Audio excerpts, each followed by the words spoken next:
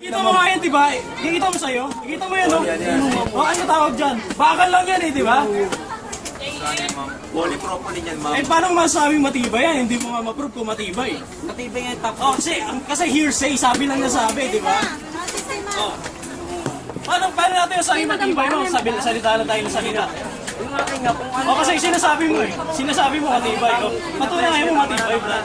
Nakabili na si ate, tama na. Wala rin mga nakabili na siya eh. Lagi nyo may kasi yung pera natin, lalabas natin, libo-libo yan eh, di ba? Ma'am, magkano pa kami ng karton, ma'am? Magkano tayo? 2,000, ma'am. Karton lang ilalagay namin, ma'am. Ay sabihin, pakita mo nga kung karton yan.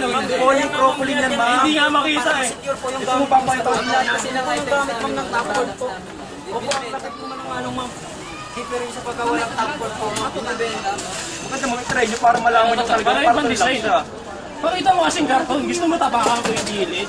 Para makita natin yung sino yung karton. Tapakan mo yung sa'yo, Brad. Huwag na po ma'am yung mga gamit. Oh, sige. Tingnan mo. Tingnan mo, tinuturuan ka ng ate ng Oh, sige. Sa'yo nga, di mo magawa eh. Kasi hindi niya magawa kasi masisira ka agad yan. Mga gamit ma'am sa bago. Diba? Tinuturuan ka ng mali. Kaya sinasabi ko ito matibay, Brad. Kaya ngayon ginagawa ko yung mga bagay na yun. Eh sa inyo hindi mo mapatunayan eh. Kaya nga bubili tayo ng nagta... Ma'am, paano kayo bibili, ma'am?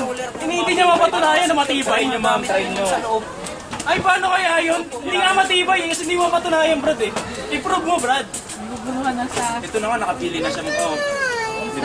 Ulit-ulit sila, ma'am, nakapili na nga eh. Kahit anong convince nila, ma'am, gusto talaga ito, ma'am eh. Pero sayang ma'am yung 3-2. Ayun, magkasalita na naman, ma'am. Diba? Sayang Di po talaga makaintindi, yung ma'am. 3-2. Ang pera ma'am, hindi po basta-basta nakukuha Hindi yan. makaintindi, ma'am. Sayang na, Diba? sayang na. Hindi Sayang po makaintindi 3-2 kasi, ma'am. ma'am.